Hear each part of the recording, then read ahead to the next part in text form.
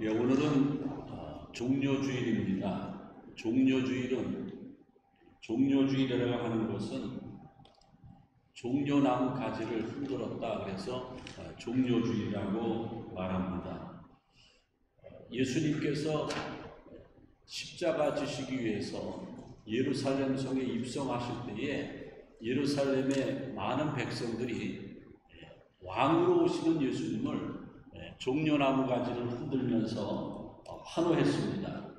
제가 자료 화면에 보여드리지만 요한복음 12장 13절에 종려나무 가지를 가지고 맞으러 나가 외치되 호산나 찬송하려다나 주의 이름으로 오시는 이 곧 이스라엘의 왕이시라 하더라 이렇게 말씀하고 있습니다. 저기 종려주일에서 종려나무가 팜출인데 오늘이 팜 썬데이라고 이렇게 말하고 있습니다. 예수님은 고난 주간의 시작이 종려주일로 시작이 되는데 제자들과 함께 감람산으로부터 예루살렘 성문으로 들어오십니다. 예루살렘 성문은 8개가 있는데 그 중에서 왕이 행차하고 개선문으로 말하고 있는 이스트 게이트라고 하는 황금문으로 예수님은 입성하시는 겁니다. 그때 당시 이스라엘은 가장 큰 절기가 있었습니다. 6월절인데 6월절은 이스라엘 민족 가운데 가장 큰 절기입니다. 이스라엘 민족들은 자기 조상들이 430년 동안 이집트 애굽이라는 나라에서 노예 생활, 종살이 하다가 하나님께서 세우신 영도자, 지도자 모세를 통해서 출애굽을 했습니다. 그래서 애굽으로부터 속박으로부터 자유함을 받아서 이제 해방받은 날을 6월절이라고 말합니다. 이 6월절에는 그때 당시에 이스라엘의 모든 사람들이 6월절을 지키기 위해서 예루살렘으로 직결을 합니다. 그래서 6월절 행사를 하고 제사를 지냅니다. 지금 예수님이 예루살렘 성에 입성하실 때는 사람들의 인파가 어마어마합니다. 역사학자 요세푸스에 의하면 인파가 100만 이상, 아마 200만도 가까웠을 것이다. 거의 이스라엘 사람들 거의가 다 이렇게 모이는 거죠. 그러니까는 예수님이 예루살렘 성으로 입성하실 때에 사람들이 빽빽한 거죠. 빽빽합니다. 그래서 종려나무 가지를 흔들면서 연호하는데 사실은 그 6월절에는 자기 조상들이 걸어서 이스라엘 애굽에서 출애굽했기 때문에 그 전통을 지키기 위해서 어느 누구든지 예루살렘 성문으로 들어올 때에 걸어서 들어오지 말이나 나귀를 타고 들어올 수 없습니다. 그런데 예수님은 유대인의 관습을 깨고 나귀를 타고 파격적으로 입성하십니다. 물론 논란의 여진이 있었지만 예수님을 알아보는 많은 사람들이 있었기 때문에 저는 메시아고 저가 갈릴리 근처에서 죽은 사람을 살리고 오병이의 기적을 나타내고 저가 하나님의 아들이고 우리 민족을 구원할 메시아라는 것을 아는 사람은 다 알고 있었습니다. 그래서 예수님이 나귀를 타고 입성하시는 것이 전혀 이상하지 않았고 환호했습니다. 마치 로마의 장군들이 전쟁에서 이기고 입성했듯이 그렇게 입성했습니다. 당시 이스라엘은 로마의 속국이었습니다. 식민 통치를 받고 있었습니다. 그래서 로마의 그 집권자들은 이제 이스라엘 백성들이 그렇게 많이 모일 때 굉장히 혈안이 되어 있습니다. 혹시 봉기나 일어나지 않을까? 그때에 예수님께서 입성하셨다라는 겁니다. 제가 초등학교 다닐 때에 저는 그 강원도 춘천이 고향이 거기서 쭉 성장했는데 초등학교 때, 중학교 때, 고등학교 때 이럴 때 보면은 전국체전에서 강원도 선수들이 금메달을 따고 오면은 카퍼레이드를 벌입니다. 그러면은 꽃술이나 짝짝이 가지고 가서 태극기 들고 가서 막 열렬히 환호합니다. 아마 그런 것 같았을 겁니다. 그리고 맹호부대 용사가 월남에 가서 이렇게 전투하다가 이렇게 귀국하면은 그 국군 장병들을 막 환호할 때 막 환호했는데 아마 예수님이 그렇게 환호를 받고 예루살렘에 오셨을 겁니다. 제가 성주순례 갔을 때에 겟세마네 동산에서 예루살렘 성을 찍은 겁니다.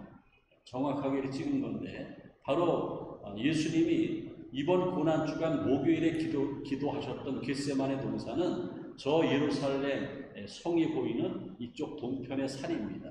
그 겟세마네 동산에서 제가 이렇게 찍은 사진인데 저기 보면 황금돔이 있는데 황금돔은 지금은 교회가 아니고 모스크입니다. 그래서 이슬람 사원으로 되어 있는데 거기가 바로 모리아산입니다. 이삭을 아브라함이 산제물로 바치려고 했던 그 산인데 그 산 꼭대기에 원래 예루살렘 성전이 있었습니다. 지금은 그 황금돔 저기서 서쪽으로 이렇게 보면은 예수님 당시에 있었던 예루살렘 성전의 벽이 있는데 그게 통곡의 벽입니다. 통곡의 벽. 그 통곡의 벽 그 광장에서 쭉 나가면은 예수님이 십자가에서 처형당한 골고다 언덕이 있고요. 그리고 베드로가 통곡하면서 기도했던 통곡교회도 그쪽으로 나가면 있습니다. 황금돔에서 서쪽으로 나가면 있습니다. 그래서 저기에 보면은 황금돔 밑에 보면은 예루살렘 성벽이 쭉 있는데 예루살렘 여러분들 가보시면은 예루살렘의 출입문이 성문이 8개가 있습니다. 8개 중에서 가장 크고 위대한 문이 이스트 게이트 동문인데 그 문은 그 옛날 베드로가 기도하러 들어갔던 미문이라는 곳이었고 그리고 골든 게이트 황금문이라고 말하는데 예수님은 그 성문으로 입성하셨고 아주 뜨겁게 환영을 받았습니다. 그 예수님은요 나귀를 타고 들어가는 것이 유대인의 전통으로 6월절에는 걸어 들어가야 되는데 나귀를 타고 들어가는 것이 전혀 어색하지 않은 것은 이미 500년 전에 스가랴가 예언한 말씀을 예수님은 알았기 때문입니다. 스가랴에서 9장 9절에 보면은 예수님이 입성하시기 한 500년 전에 이렇게 기록하고 있습니다. 스가랴에서 9장 9절에 시온에 따라 크게 기뻐할지어다 예루살렘에 따라 즐거이 부를지어다 보라 내 왕이 내게 임하나니 그는 공의로우며 구원을 베풀며 겸손하셔서 나귀를 타나니 나귀의 작은 것 곧 나귀의 새끼니라. 바로 스가랴 선지자가 예언한 그대로 예루살렘으로 예수님은 나귀를 타고 입성하시는 겁니다. 그런데 입성하실 때에 그냥 입성하는 것이 아니고 왕으로 입성하시는 겁니다. 종려주일입니다. 종려주일은요 예수님을 왕으로 고백하는 것부터 시작하는 것이 종려주일입니다. 그래서 예수님은 종려주일로 말미암아 한 주간의 고난주간이 시작이 되는데 이번 금요일 오후 3시에 엘리엘이 라마 사박단이 다 이뤘다 하면서 골고다에서 십자가에서 못에 박혀서 운명하시는 것이죠. 세계적인 유명한 작곡가 핸델이 있습니다. 핸델하면은 여러분들이 다 아시겠지만은 유명한 메시아를 생각할 겁니다. 그래서 교회의 특별한 절기에는 큰 교회 성가대가 많은 인원이 많고 오케스트라까지 준비된 그러한 교회는 핸델의 메시아를 연주하는데 핸델은 철저한 기독교인이었습니다. 리얼 크리스찬이었습니다. 그래서 그의 곡들은 대부분 기독교적인 것을 묘사하고 있습니다. 핸델이 몸이 약해서 빚을 많이 졌고 어느 순간에는 감옥에서 빚 때문에 감옥에 갇혀있던 적이 있었습니다. 핸델이 고난 속에 있을 때에 하나님께서 영감을 주셔서 곡을 작곡한 것이 핸델의 메시아입니다. 그 핸델의 메시아를 작곡해놓고 얼마나 감격하고 눈물을 흘렸는지 핸델의 메시아의 그 원곡 피스에 보면은 핸델의 눈물방울이 이렇게 떨겨 있다고 합니다. 핸델은 마지막으로 죽기 전에 자기의 최고의 작품이었던 핸델의 메시아를 연주하고 싶었습니다.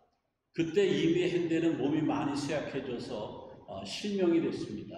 근데도 핸델의 메시아를 연주하고 싶었습니다. 왜냐하면 죽기 전에 나를 구원하신 만왕의 왕이신 예수님을 찬양하기 위해서 지휘하기로 원했습니다. 그래서 핸델이 죽던 해 고난 주간에 핸델은 마지막으로 핸델의 메시아 전곡을 연주합니다. 그리고 희한하게요, 그 다음날 하나님의 부르심을 받고 사망하게 됩니다. 핸델의 메시아의 전곡을 보면은 거기서 유독 43번이나 반복되는 가사가 있는데, 내용이 있는데, 그가 다스리신다. 그가 다스리신다. 만왕의 왕 예수가 우리를 다스리신다. 맞습니다.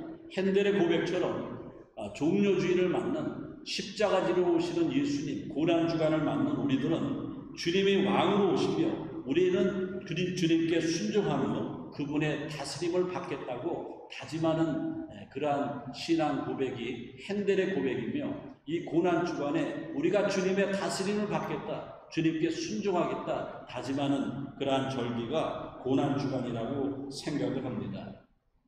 우리 한국도요, 우리 조국 한국도 일본의 통치를 받을 적이 있었습니다.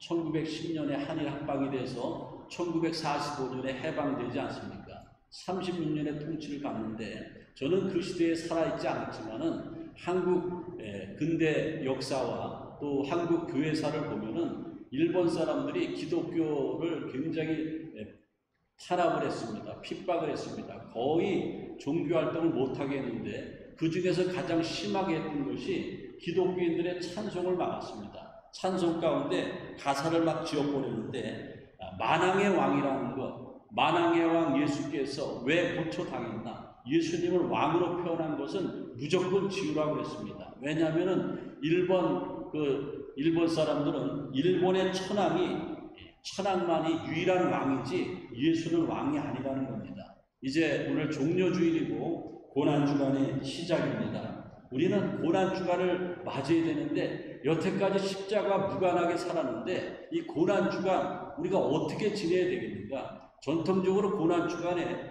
하루에 한 끼나 금요일날, 이번 주 금요일에 예수님이 십자가 지신 날에 하루 왼쪽일 금식도 합니다. 그래서 고난주간의 금식의 방법은 오늘부터 이번 토요일까지 하루에 한 끼씩을 금식하거나, 금식하는 것은 살 빼기 위해서 금식하는 것이 아니고 밥을 안 먹고 그 시간에 기도하는 겁니다. 주님의 고난을 생각하면서 기도하고 고난에 대한 사복음서의 말씀을 읽으면서 금식을 하는 거죠. 그게 이제 내 생업상 안 되시는 분들은 금요일날 40시간을, 금요일부터 40시간을 금식하는데, 40시간은 예수님이 십자가에 못 박혀 죽으시고 무덤에 갇힌 시간이 40시간입니다. 이번 금요일날 오후 3시에 운명하셔서 무덤에 안치돼서 주일날 새벽에 부활하시는데, 금요일 오후부터 주일 새벽까지의 시간이 40시간입니다. 하여간 우리는 고난주간을 경건하게 보내야 되는데, 우리도 고난주간에 새벽 기도하고 또 부활절 새벽에도 이제 촛불 예배가 있는데, 바로 이 기도에 힘쓰는 절기가 고난주간이라고 생각합니다. 그러면은 오늘 마태복음 21장을 통해서 이 종료주의를 맞으며 또 고난주간을 시작하며 우리가 가져야 될 다른 신앙 자세가 뭔가, 오늘 3절에 보면은 주가 쓰시겠다 하라 그리하면 즉시 보내리라. 이 말은 뭐냐면은 예수님이 감람산에서, 저 예루살렘 성이 보이지 않습니까? 제가 저 사진을 찍은 것이 감람산입니다. 감람산에서 제자들과 함께 이제 예루살렘 황금문을 향해서 걸어오십니다. 이렇게 걸어오실 때에 감람산 기슭에서 제자들에게 말합니다. 여기서 저 옆에 동네에 가면은 나귀 주인이 있는데 그 나귀와 나귀 새끼를 가져와라. 주가 쓰시겠다고 하라. 뭐라 그러면은 그렇게 말합니다. 그런데 예수님의 제자들은 황당한 얘기 아닙니까? 2000년 전에 나귀와 나귀 새끼는 상당한 재산이었습니다. 농촌 마을에. 제가 어려서 초등학교 다닐 때 한국의 농촌에는요, 소 한 마리가 그 집안의 큰 재산이었습니다. 소를 팔아서 아들 장가를 드리고요, 소를 팔아서 딸 시집을 보내고, 소를 팔아서 아들, 딸 대학을 보냅니다. 소가 새끼가 나면은 그렇게 좋아하고 그렇습니다.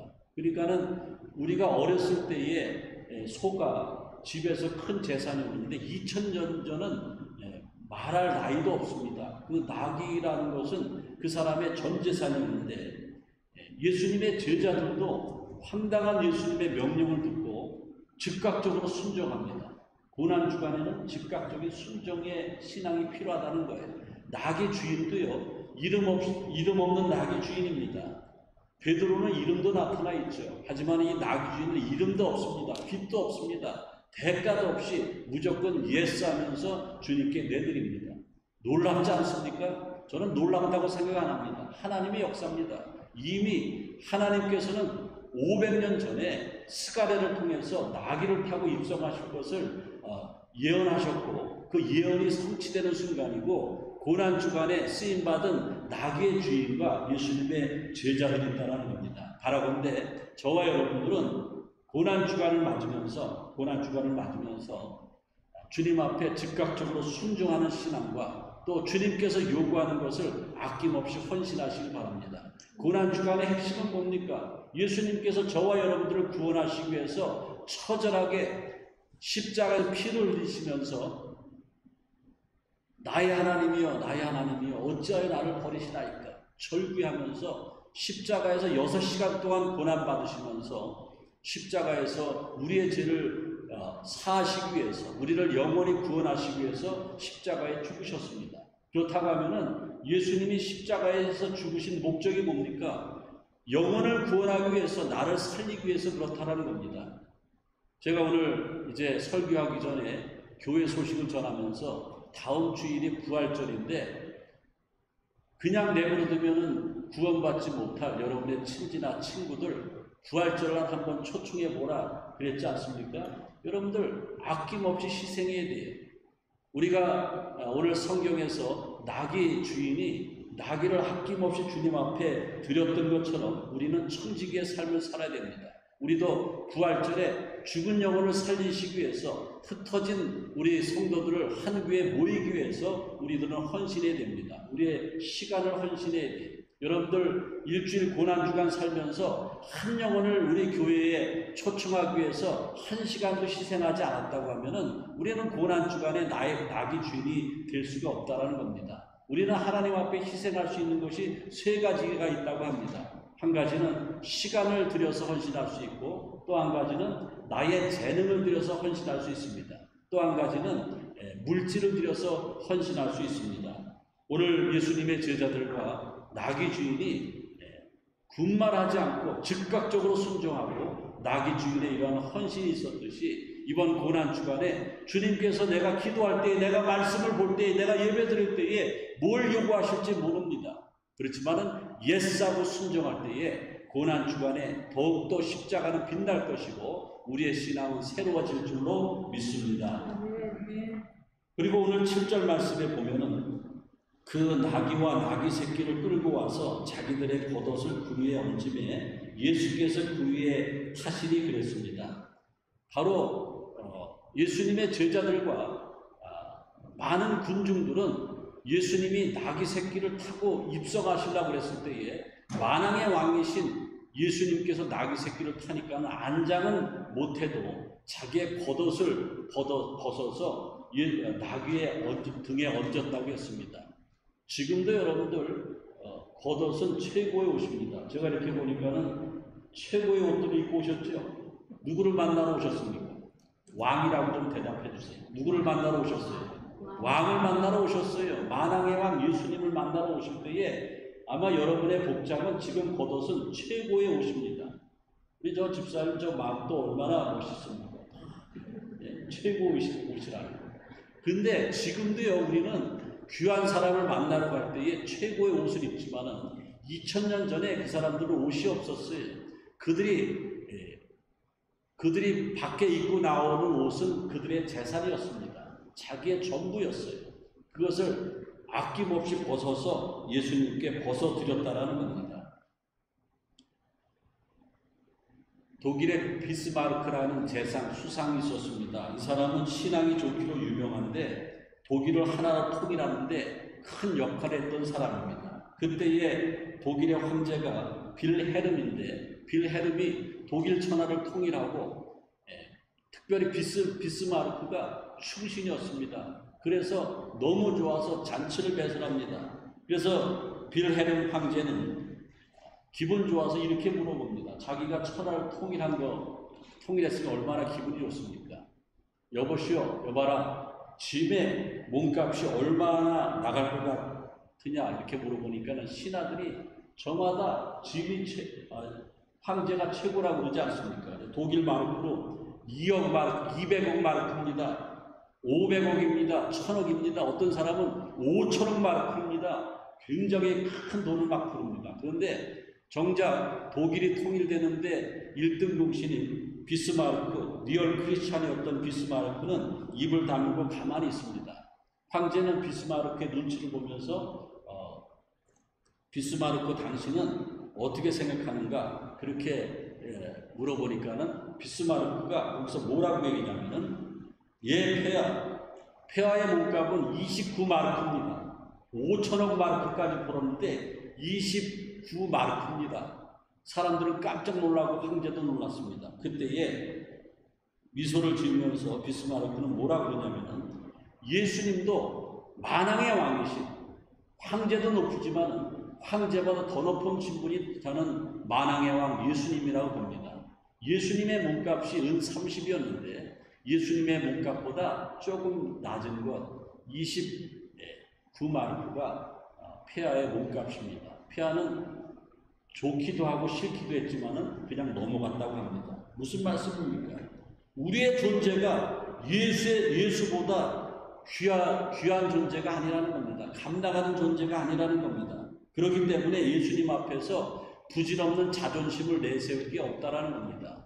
그 당시에 사람들이 자기의 겉옷을 예수님의 나귀의 등에 올렸고 예수님이 지나가는 행렬에 길에다 깔았고 나무도 펼쳐서 깔았고 막 그랬는데 이것은 자존심을 내려놨다라는 겁니다. 맞습니다. 우리가 신앙생활 망치는 것은요 자존심과 체면입니다.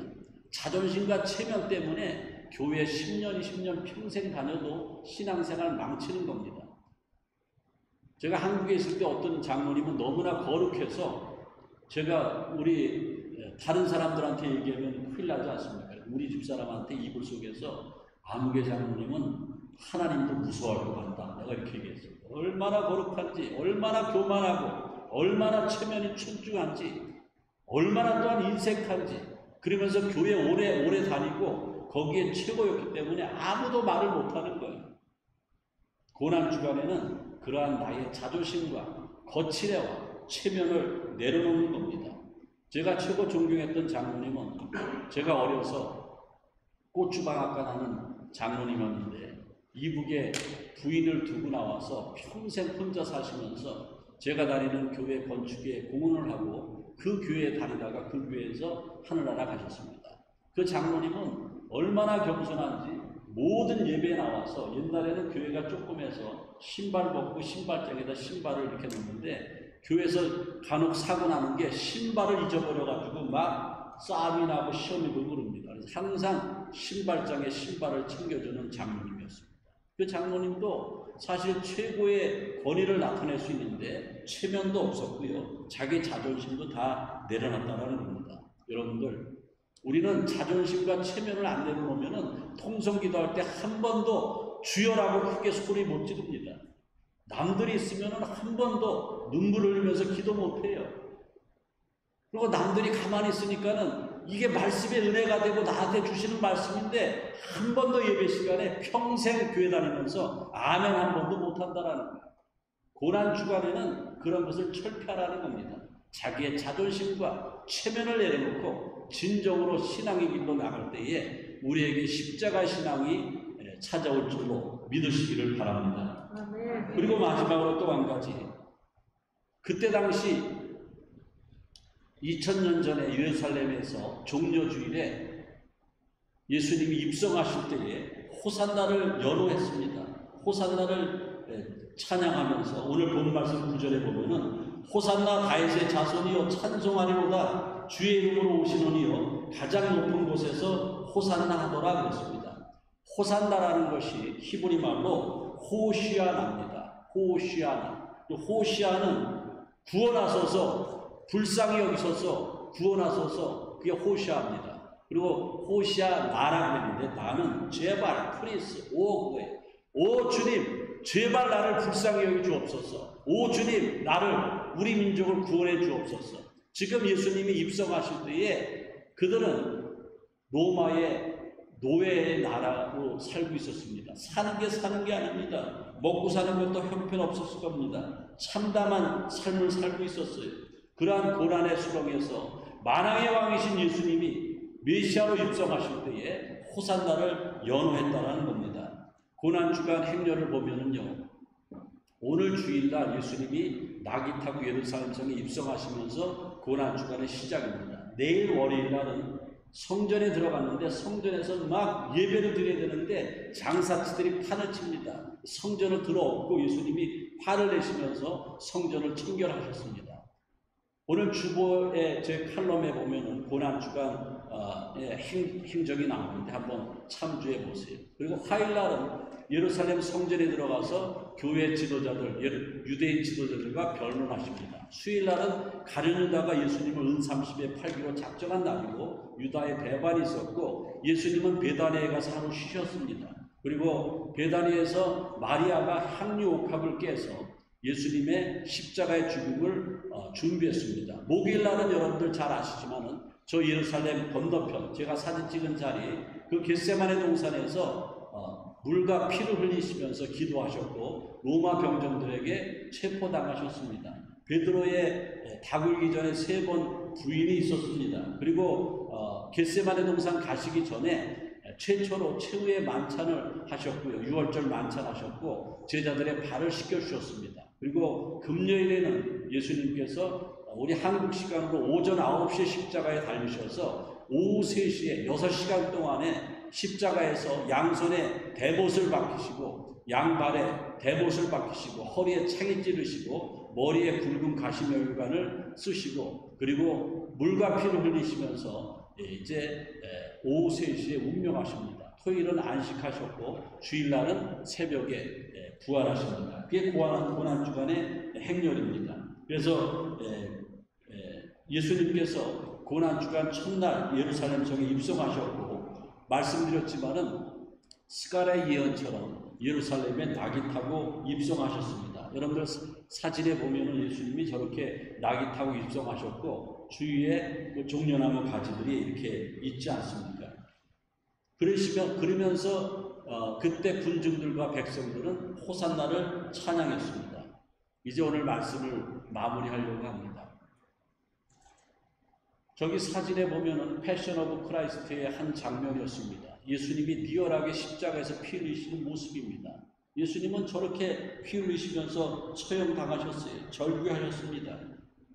저기 보면은 크로즈 앞에서 제가 사진을 찍어놨는데 예수 3개의 못이라고 그러지 않습니까?